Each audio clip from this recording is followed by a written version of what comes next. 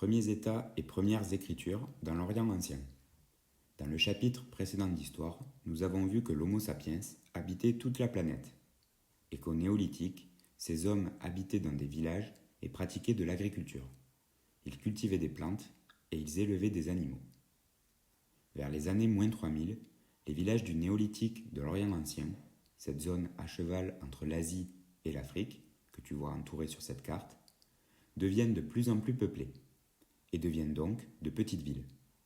Cette vidéo évoquera les deux régions qui composent l'Orient ancien, d'abord la Mésopotamie et dans un second temps l'Égypte. Le nom Mésopotamie vient du grec méso, qui veut dire entre, et d'un autre mot grec, potamos, qui veut dire fleuve au pluriel. Mésopotamie veut donc dire le pays entre les fleuves. Ces deux fleuves s'appellent le Tigre et l'Euphrate, et beaucoup de villes se développent dans les zones près des deux fleuves.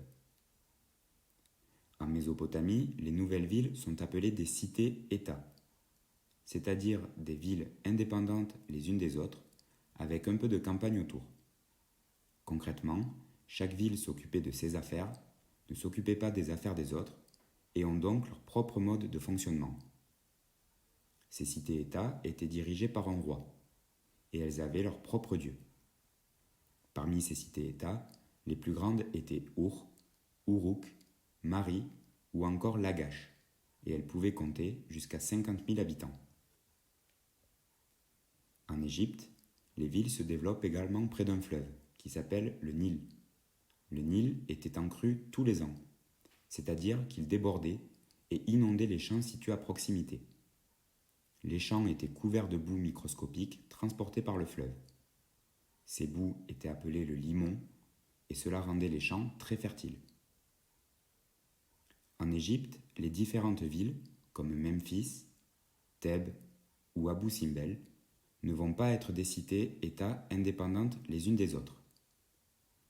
Il va y avoir deux royaumes, c'est-à-dire des territoires beaucoup plus grands qui vont être dirigés par des rois. Au début de la période, il y a deux grands royaumes, la Basse-Égypte et la Haute-Égypte. Mais ces deux royaumes vont être réunis pour n'en faire plus qu'un.